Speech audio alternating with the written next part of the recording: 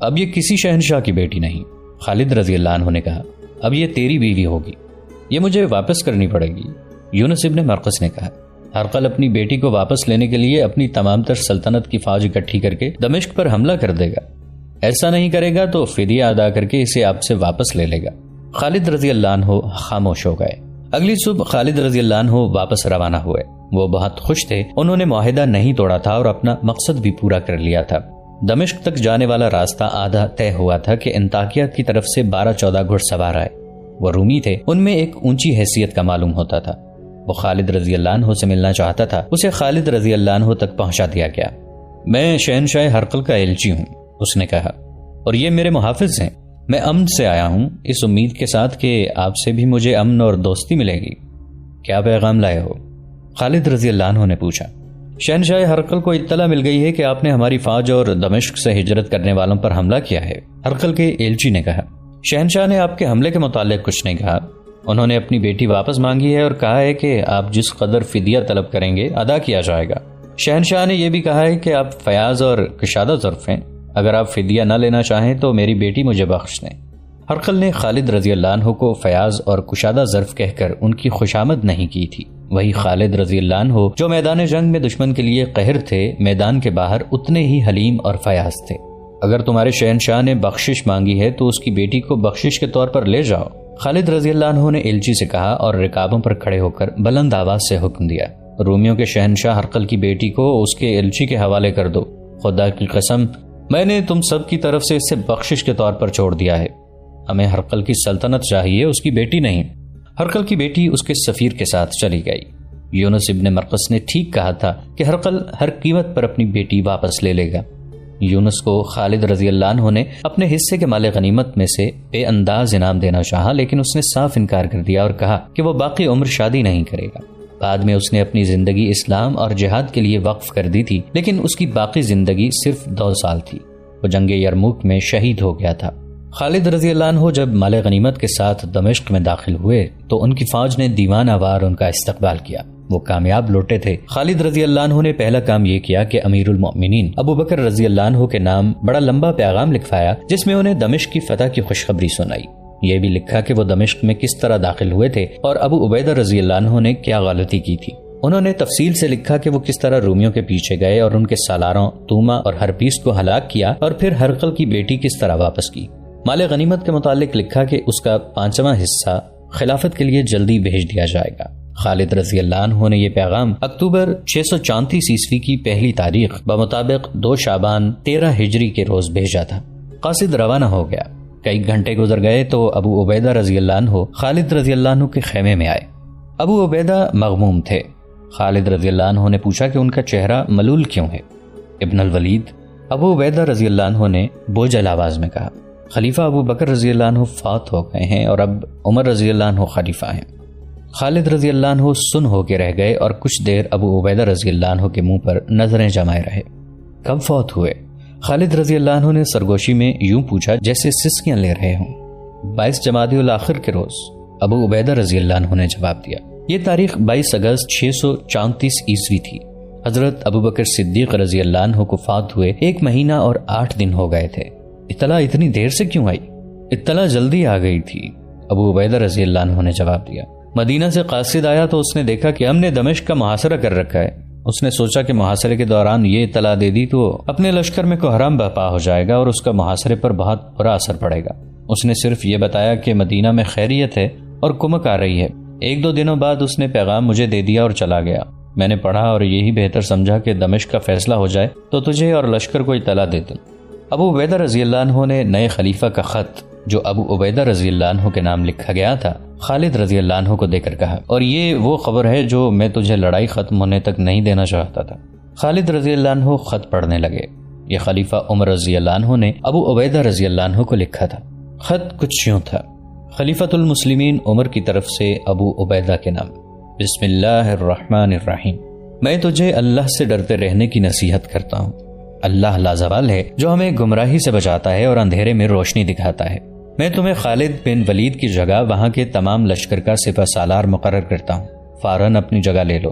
ذاتی مفاد کے لیے مومنین کو کسی مشکل میں نہ ڈالنا، انہیں اس پڑاؤ پر نہ ٹھہرانا جس کے متعلق تو نے پہلے دیکھ بھال نہ کر لی ہو۔ کسی لڑائی کے لیے دستوں کو اس وقت بھیجنا جب وہ پوری طرح منظم ہو، اور کوئی ایسا فیصلہ نہ کرنا جس سے مومنین کا جانی نقصان ہو۔ اللہ نے تجھے میری آزمائش کا اور مجھے تیری آزمائش کا ذریعہ بنایا ہے۔ دنیاوی لالچوں سے بچے رہنا، کہیں ایسا نہ ہو کہ جس طرح تجھ سے پہلے تباہ ہوئے ہیں تو طمع سے تباہ ہو جائے۔ تو جانتا ہے وہ اپنے رتبے سے کس طرح گرے ہیں۔ اس خط کا مطلب یہ تھا کہ خلیفۃ المسلمین عمر رضی اللہ عنہ نے خالد رضی اللہ عنہ کو سپہ سالاری سے معزول کر دیا تھا۔ اب ابو عبیدہ رضی اللہ عنہ سپہ سالار تھے، بلکہ وہ 1 مہینہ 8 دن پہلے سے سپہ سالار تھے۔ اللہ کی رحمت ہو ابو بکر رضی اللہ عنہ پر۔ خالد رضی اللہ عنہ نے خط ابو عبیدہ کو دے کر کہا، وہ زندہ ہوتے تو میرا یہ انجام نہ ہوتا۔ مورخ یعقوبی اور واقدی لکھتے ہیں کہ اللہ کی تلوار جھک گئی تھی۔ اس رات خالد رضی اللہ عنہ سو نہ سکے، ابو بکر رضی اللہ عنہ کو یاد کرتے اور روتے رہے۔ رات جو خالد رضی اللہ عنہ نے مدینہ سے دور دمشق میں خلیفہ اول ابو بکر رضی اللہ عنہ کی رحلت پر روتے گزار دی تھی، اس رات سے 1.5-2 مہینے پہلے مدینہ پر ماتم کے بادل چھانے لگے تھے۔ امیر المومنین ابو بکر رضی اللہ عنہ ایسی حالت میں ٹھنڈے پانی سے نہا بیٹھے جب ان کا جسم گرم اور پسینے سے شرابور تھا۔ فوراً انہیں بخار ہو گیا۔ علاج ہوتا رہا لیکن بخار جسم کو کھاتا رہا۔ اگر امیر المؤمنین آرام کرتے تو شاید بخار کا درجہ حرارت گر جاتا، مگر بیماری کی حالت میں بھی انہوں نے اپنے آپ کو امور سلطنت میں مصروف رکھا۔ ایک روایت یہ بھی ہے کہ ابو بکر رضی اللہ عنہ نے علاج کرایا ہی نہیں تھا۔ انہیں ایک روز تیمارداروں نے کہا کہ طبیب کو بلا کر علاج کرائیں۔ میں نے طبیب کو بلایا تھا، امیر المؤمنین نے کہا۔ اس نے کہا تھا کہ علاج اور آرام کی ضرورت ہے۔ میں نے اسے کہا تھا کہ میں جو چاہوں گا کروں گا۔ میں نے اسے واپس بھیج دیا تھا۔ علاج کیوں نہیں کرایا امیر المؤمنین؟ آخری منزل پر آن پہنچا ہوں میرے رفیقو، خلیفۃ المسلمین ابو بکر رضی اللہ عنہ نے کہا۔ اللہ نے جو کام میرے سپرد کیے تھے وہ اگر سب کے سب پورے نہیں ہوئے تو میرے لیے یہ اطمینان کیا کم ہے کہ میں نے کوتاہی نہیں کی۔ میں اللہ کے محبوب کے پاس جا رہا ہوں۔ تاریخ گواہ ہے کہ ابو بکر رضی اللہ عنہ نے اپنے 2 سال اور 3 ماہ کے دور خلافت میں معجزہ نما کام کیے تھے۔ رسول کریم صلی اللہ علیہ وآلہ وسلم کی وفات کے فوراً بعد ارتداد کا جو فتنہ تمام سرزمین عرب میں پھیل گیا تھا وہ ایک جنگی طاقت تھی جسے ختم کرنے کے لیے اس سے زیادہ جنگی طاقت کی ضرورت تھی، لیکن ابو بکر رضی اللہ عنہ نے تدبر سے اور جنگی فہم و فراست سے مجاہدین اسلام کی قلیل تعداد کو استعمال کیا اور تھوڑے سے عرصے میں ارتداد کے فتنے اور اس کی جنگی طاقت کو ریزہ ریزہ کر دیا۔ اس کے نتیجے میں ان تمام قبیلوں نے جو ارتداد کی لپیٹ میں آ گئے تھے اسلام قبول کر لیا۔ ابو بکر رضی اللہ عنہ نے آنے والے مسلمان حکمرانوں، عمراء اور وزراء کے لیے یہ سبق ورثے میں چھوڑا کہ ان میں بے لوث جذبہ ہو، اقتدار کی ہوس اور کوئی ذاتی مفاد نہ ہو تو پوری قوم مجاہدین کا لشکر بن جاتی ہے، اور قوم کی تعداد کتنی ہی کم کیوں نہ ہو وہ کفر کی چٹانوں کے دل چاک کر دیا کرتی ہے۔ یہ سربراہ سلطنت پر منحصر ہے کہ قوم فتح و کامرانی کی رفتوں تک جاتی ہے یا ذلت و رسوائی کی اندھیری کھائیوں میں۔ ارتداد کے علاوہ بھی کہیں بغاوت اور کہیں شورش تھی۔ خلیفہ اول ابو بکر رضی اللہ عنہ نے ہر سو امن و امان قائم کر دیا تھا۔ فتنہ و فساد نہ رہا، بغاوت اور شورش نہ رہی تو ابو بکر رضی اللہ عنہ نے انتہائی جرأت مندانہ فیصلہ کیا۔ انہوں نے مجاہدین کو فارس جیسی شہنشاہی کے خلاف اور پھر اسی جیسی دوسری بڑی جنگی طاقت کے خلاف بھیج دیا۔ مجاہدین نے کسرا کی طاقت کو کچل کر اس کے بے شمار علاقے کو اسلامی سلطنت میں شامل کر لیا، پھر قیصر روم کی فوج پر دہشت بن کر چھا گئے اور اس کے کئی علاقے اسلامی سلطنت میں آ گئے۔ کسرا بھی اور قیصر بھی اپنے آپ کو ناقابل تسخیر سمجھتے تھے۔ مسلمانوں نے خلیفہ اول کے احکام کی پیروی کرتے ہوئے ان دونوں دشمنان اسلام کا گھمنڈ توڑ دیا اور اسلامی فوج کو ایک طاقت بنا دیا۔ انہی جنگوں میں مجاہدین کو فوج کی صورت میں منظم کیا گیا تھا۔ ابو بکر رضی اللہ عنہ کی سب سے بڑی کامیابی یہ تھی کہ اسلام ایک مذہب کی صورت میں ہی عرب سے عراق اور شام میں نہ پھیلا، بلکہ اس سے اسلامی تمدن اور اسلامی تہذیب بھی پھیلی، بلکہ یوں کہنا درست ہوگا کہ ایک نئے کلچر نے جنم لیا جسے لوگوں نے اسلامی کہا اور اسے اپنایا۔ اس سے پہلے تو لوگ فارس اور روم کے کلچر کو ہی تہذیب و تمدن سمجھتے اور اسے فوراً قبول کر لیتے تھے۔ خلیفہ اول جیسے تھک سے گئے تھے اور پوری طرح مطمئن تھے کہ وہ خالق کے حقیقی کے حضور جا رہے ہیں اور سرخرو جا رہے ہیں۔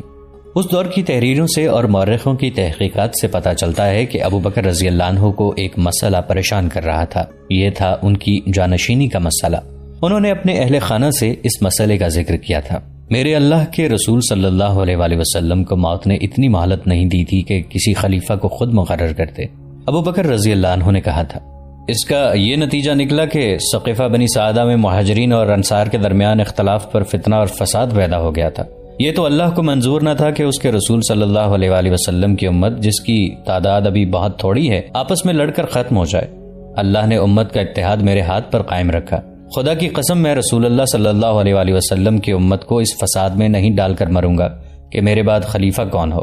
میں خلیفہ خود مقرر کر کے جان اللہ کے سپرد کروں گا۔ عظیم تھے خلیفہ اول کہ انہوں نے یہ بات سوچ لی تھی۔ اس دور کے تھوڑا عرصہ بعد کے وقائع نگار اور مبصر لکھتے ہیں کہ خلیفہ اول نے سوچ لیا تھا، قبیلوں یا طبقوں یا افراد میں جب اقتدار کی ہوس پیدا ہو جاتی ہے تو قوم کا اتحاد پھٹے ہوئے دامن کی مانند ہو جاتا ہے۔